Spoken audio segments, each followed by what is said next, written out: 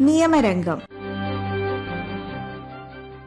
പൊതുജനങ്ങൾക്ക് നോട്ടറി നൽകുന്ന സേവനങ്ങളെക്കുറിച്ചും അതിനാധാരമായ നിയമവ്യവസ്ഥകളെക്കുറിച്ചും advocate K Rajasekharan Keraladithyapuram സംസാരിക്കുന്നു. നോട്ടറി എന്ന പേരിൽ സർക്കാർ അധികാരപ്പെടുത്തിയ ഔദ്യോഗിക സ്ഥാനം വഹിക്കുന്നവർ നമ്മുടെ നാട്ടിൽ അങ്ങോളമിങ്ങോളമുണ്ട്.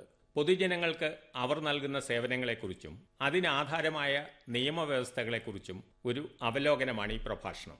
1952 നോട്ടറീസ് ആക്ടും അതിനനുസൃതമായി പുറപ്പെടുവിച്ച 1956 നോട്ടറീസ് റൂൾസും അനുസരിച്ചാണ് നോട്ടറികളെ നിയമിക്കുന്നതും അവരുടെ പ്രവർത്തനങ്ങൾ ക്രമപ്പെടുത്തിയിട്ടുള്ളതും. നോട്ടറീസ് ആക്ടിന്റെ 8ാം വകുപ്പിലാണ് നോട്ടറികൾക്ക് ചെയ്യാവുന്ന 1 ഡസനോളം പ്രവർത്തനങ്ങൾ നിശ്ചയിച്ചിട്ടുള്ളത്. നോട്ടറിയുടെ സാന്നിധ്യത്തിൽ ഒരാളോ ഒന്നിലധികം പേരോ ഒപ്പിട്ട് തയ്യാറാക്കുന്ന ഒരു ഇൻസ്ട്രുമെന്റ് അല്ലെങ്കിൽ നിയമപ്രാബല്യമുള്ള ഒരു രേഖ പരിശോധിച്ച് ആധികാരികത ഉറപ്പുവരുത്തി അത് സാക്ഷ്യപ്പെടുത്തുകയോ സർട്ടിഫൈ ചെയ്യുകയോ ആണ് ആ ഉത്തരവാദിത്തങ്ങൾ പ്രധാനമായത്. രജിസ്റ്റർ ചെയ്യണമെന്ന് നിർബന്ധമില്ലാത്ത കരാറുകൾ, പവർ ഓഫ് അറ്റോർണി, നിയമപരമായ ഡിക്ലറേഷനുകൾ മുതലായ രേഖകളാണ് ഇങ്ങനെ സാക്ഷ്യപ്പെടുത്തുകയോ സർട്ടിഫൈ ചെയ്യുകയോ ചെയ്യുന്നത്. സർക്കാർ ഔദ്യോഗികമായി നിയോഗിച്ചിട്ടുള്ള ഒരു നിഷ്പക്ഷ സാക്ഷി അഥവാ അധികാരി എന്ന നിലയിലാണ് നോട്ടറി ഒരു രേഖ ഇങ്ങനെ അധികൃതമാക്കുന്നത്. അദ്ദേഹത്തെ ഒരു പബ്ലിക് ഓഫീസറായാണ് ഗണിക്കപ്പെടുന്നത്. 2 കാര്യങ്ങളാണ് അദ്ദേഹം ശ്രദ്ധിക്കുന്നത്. ഒന്നാമതായി, ആ രേഖയിൽ പറഞ്ഞ ആൾ തന്നെയാണ് അതിൽ ഒപ്പിടുന്നതെന്ന് അദ്ദേഹം ഉറപ്പിക്കും. ഐഡന്റിറ്റി കാർഡ് പരിശോധിച്ചും മറ്റുമാണ് അത് ബോധ്യപ്പെടുന്നത്. രണ്ടാമതായി ഉറപ്പാക്കുന്നത്, ഒപ്പിടുന്നയാൾ ആ രേഖയെ സംബന്ധിച്ച പൂർണ്ണ അറിവോടെയും യാതൊരു സമ്മർദ്ദത്തിനും വശപ്പെടാതെയും സ്വന്തം നിശ്ചയപ്രകാരവുമാണ് അത് ചെയ്യുന്നത് എന്നതാണ്. ഒപ്പിടുന്ന ആളിന്റെ കൃത്യമായ വിവരങ്ങൾ നോട്ടറിക്ക് ഉറപ്പാക്കാനാകുന്നില്ലെങ്കിൽ ആ രേഖയിൽ തന്റെ അംഗീകാരം നൽകാതെ ഇരിക്കാനും നോട്ടറിക്ക് അവകാശമുണ്ട്. നെഗോഷ്യബിൾ ഇൻസ്ട്രുമെന്റ്സ് ആക്ടിന്റെ 99ാം വകുപ്പ് പ്രകാരം ഒരു പ്രോമിസറി നോട്ടോ ബിൽ ഓഫ് എക്സ്ചേഞ്ചോ അനുസരിച്ച് പണം ലഭിക്കേണ്ട ആൾക്ക് അവയിൽ നിർദ്ദേശിക്കപ്പെട്ടിട്ടുള്ള ആൾ അത് സ്വീകരിക്കാതിരിക്കുകയോ പണം നൽകാതിരിക്കുകയോ ഒളിച്ചു നടക്കുകയോ ചെയ്താൽ അങ്ങനെ പണം ലഭിക്കേണ്ട ആൾ നോട്ടറിയെ സമീപിച്ച് ആ രേഖയുടെ നിരാകരണത്തെക്കുറിച്ച് ധരിപ്പിച്ച് അക്കാര്യം ആ പ്രോമിസറി നോട്ടിലോ ബിൽ ഓഫ് എക്സ്ചേഞ്ചിലോ രേഖപ്പെടുത്തി വച്ചാൽ ആ പണം ഈടാക്കാൻ കൊടുക്കേണ്ട നഷ്ടപരിഹാര കേസിൽ അത് തെളിവായി ഹാജരാക്കാം. അതിൽ നിരാകരിച്ച തീയതിയും അത് നിരാകരിക്കാനുള്ള കാരണമായി അത് സമർപ്പിച്ച ആൾ കരുതുന്നത് എന്തെന്നും രേഖപ്പെടുത്തി വെക്കണം. ഇതിനെ നോട്ടിംഗ് എന്നാണ് നിയമത്തിൽ പറയുന്നത്. നെഗോഷ്യബിൾ ഇൻസ്ട്രുമെന്റ്സ് ആക്ടിന്റെ 100ാം വകുപ്പ് അനുസരിച്ച് പ്രോമിസറി നോട്ടിലോ ബിൽ ഓഫ് എക്സ്ചേഞ്ചിലോ മുൻപറഞ്ഞ നോട്ടിംഗ് വഴി രേഖപ്പെടുത്തുന്നതിനേക്കാൾ കൂടുതൽ ഔപചാരികമായി സർട്ടിഫൈ ചെയ്യുന്നതിനും വ്യവസ്ഥയുണ്ട്. ഇങ്ങനെ സർട്ടിഫൈ ചെയ്യാൻ പ്രോമിസറി നോട്ടോ ബിൽ ഓഫ് എക്സ്ചേഞ്ചോ നിഷേധിക്കപ്പെട്ടതിന് ശേഷം അതനുസരിച്ച് പണം ലഭിക്കേണ്ട ആൾ നോട്ടറിയെ സമീപിച്ച് നോട്ടറിയെ കൊണ്ട് അത് വീണ്ടും സമർപ്പിപ്പിക്കണം. അങ്ങനെയുള്ള പുനഃസമർപ്പണത്തിന് ശേഷവും അത് നിരാകരിച്ചാൽ ആ വിവരം രേഖപ്പെടുത്തി സർട്ടിഫൈ ചെയ്യുന്നു. നിഷേധിച്ച തീയതിയും അതിനുള്ള കാരണവും അതിലും രേഖപ്പെടുത്തണം. ഒരു ബിൽ ഓഫ് എക്സ്ചേഞ്ച് അതിന്റെ കാലാവധി എത്തുന്നതിന് മുമ്പ് അതനുസരിച്ച് പണം നൽകേണ്ട ആൾ നിർധനനായി മാറിയാൽ അങ്ങനെ പണം ലഭിക്കേണ്ട ആൾക്ക് ഒരു നോട്ടറിയെ സമീപിച്ച് നോട്ടറി മുഖേന ആ ബിൽ ഓഫ് എക്സ്ചേഞ്ചിന്റെ സ്വീകർത്താവിനോട് ഒരു ബെറ്റർ സെക്യൂരിറ്റി ആവശ്യപ്പെടാവുന്നതും അത് നിരാകരിച്ചാൽ അക്കാര്യം നോട്ടറിയെ കൊണ്ട് സർട്ടിഫൈ ചെയ്തു വയ്ക്കാവുന്നതുമാണ്.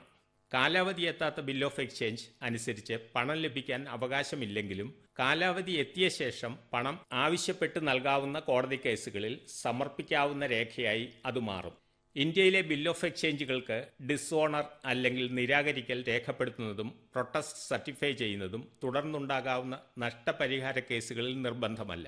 എന്നാൽ വിദേശത്തു നിന്നുള്ള ബില്ലുകൾക്ക് അവ അനുപേക്ഷണീയമാണ്. പ്രോമിസറി നോട്ടും ബിൽ ഓഫ് എക്സ്ചേഞ്ചും ഒരാൾ പണമോ സാധനങ്ങളോ കടമായി വാങ്ങുമ്പോൾ ആ കടം വീടുന്നതിനായി ഒരു ചെക്ക് നൽകുന്നത് പോലെ പകരമായി നൽകുന്ന രേഖകളാണ്. കപ്പലുകളും ബോട്ടുകളും കപ്പിത്താന്റെ നിയന്ത്രണത്തിന് അതീതമായ കാരണങ്ങളാൽ നഷ്ടപരിഹാരം നൽകേണ്ടി വരാനിടയുള്ള സാഹചര്യമുണ്ടായാൽ അത്തരം സാഹചര്യങ്ങൾ രേഖപ്പെടുത്തിയ ഒരു ഡിക്ലറേഷൻ നോട്ടറിക്ക് മുമ്പിൽ കപ്പിത്താൻ നടത്തുന്നുവെങ്കിൽ അത് സാക്ഷ്യപ്പെടുത്തി നൽകാൻ നോട്ടറിക്ക് അധികാരമുണ്ട്.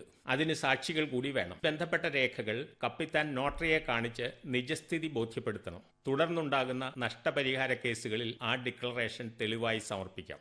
അഫിഡവിറ്റ് എന്നത് വസ്തുതകൾ പ്രസ്താവന രൂപത്തിൽ ഉൾപ്പെടുത്തിയ ഒരു ഒപ്പിട്ട രേഖയാണ്. സത്യപ്രസ്താവനയോടെ തയ്യാറാക്കുന്ന അഫിഡവിറ്റിൽ വസ്തുതാവിരുദ്ധമായ കാര്യങ്ങൾ ഉൾപ്പെടുത്തിയാൽ വ്യാജരേഖാ നിർമ്മാണത്തിന് ശിക്ഷ ലഭിക്കാം. മറ്റു രാജ്യങ്ങളിലെ നിയമങ്ങൾക്കനുസൃതമായി ആ രാജ്യങ്ങളിലെ ഉപയോഗത്തിനായി നിയമപരമായ രേഖകൾ തയ്യാറാക്കാനും സാക്ഷ്യപ്പെടുത്താനും നോട്ടറികൾക്ക് ചുമതല നൽകിയിട്ടുണ്ട്.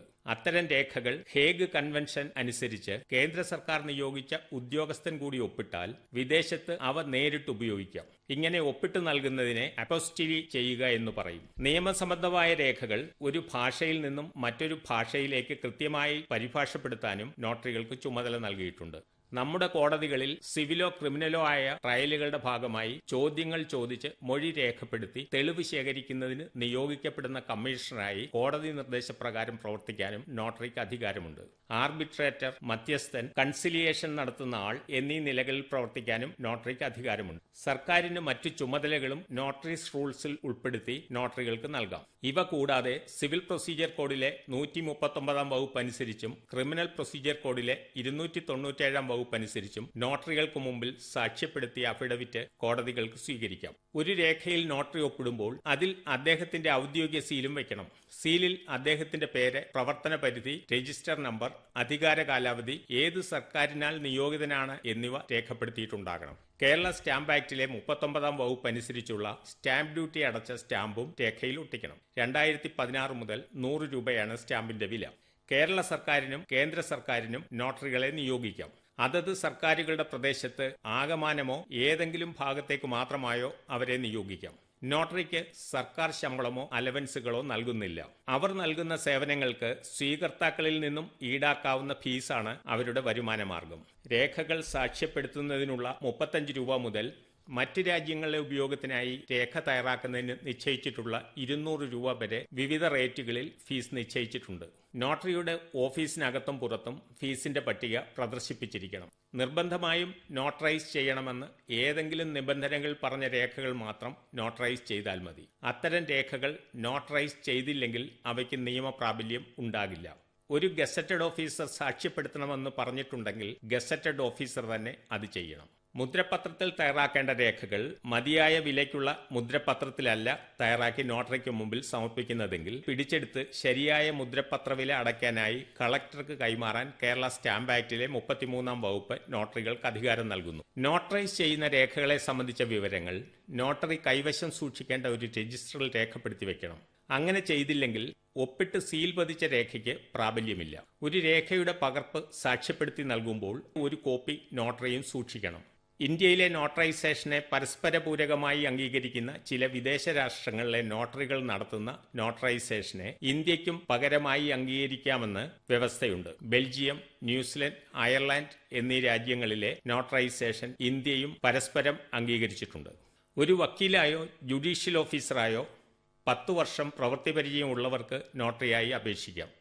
പിന്നോക്ക വിഭാഗക്കാർക്ക് 8 വർഷവും സ്ത്രീകൾക്കും അംഗപരിമിതിയുള്ളവർക്ക് 7 വർഷവും മതി. ജില്ലാ ജഡ്ജി മുഖേനയാണ് അപേക്ഷിക്കേണ്ടത്. അപേക്ഷകർ ഒരു ഇന്റർവ്യൂ ബോർഡിന് മുന്നിൽ ഹാജരാകേണ്ടതുണ്ട്. തെരഞ്ഞെടുക്കപ്പെടുന്നവർക്ക് 5 വർഷത്തേക്ക് സർട്ടിഫിക്കറ്റ് ഓഫ് പ്രാക്ടീസ് നൽകും. അത് വീണ്ടും പുതുക്കാവുന്നതാണ്. നിയമം ലംഘിച്ച് പ്രവർത്തിക്കുക, കടക്കെണിയിൽപ്പെടുക, പ്രൊഫഷണൽ സ്വഭാവദൂഷ്യം വരുത്തുക, ധാർമ്മിക ദൂഷ്യത്തിന് ശിക്ഷ ലഭിക്കുക തുടങ്ങിയ കാര്യങ്ങളിൽ നോട്ടറിയെ നീക്കം ചെയ്യാം. നോട്ടറികൾക്കെതിരായ പരാതികൾ നിശ്ചിത കേന്ദ്ര ഗവൺമെന്റ് ഉദ്യോഗസ്ഥന്റെ അനുമതിയില്ലാതെ മജിസ്ട്രേറ്റ് കോടതികൾക്ക് പരിഗണിക്കാനാവില്ല. അത്തരം പരാതികൾ സർക്കാർ തലത്തിൽ കൈകാര്യം ചെയ്യുന്നത് നോട്ടറീസ് സെൽ ആണ്.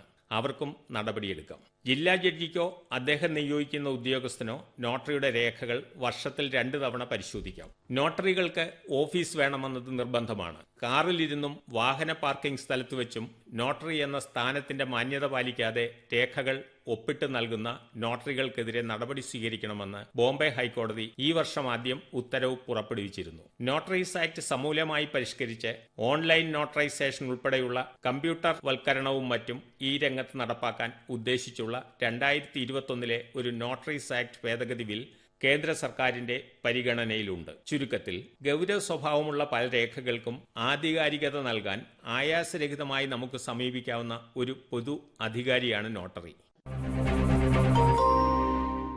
പൊതുജനങ്ങൾക്ക് നോട്ടറി നൽകുന്ന സേവനങ്ങളെക്കുറിച്ചും അതിനാധാരമായ നിയമവ്യവസ്ഥകളെക്കുറിച്ചും ഇതുവരെ സംസാരിച്ചത് അഡ്വക്കേറ്റ് കെ രാജശേഖരൻ, കേരളാദിത്യപുരം.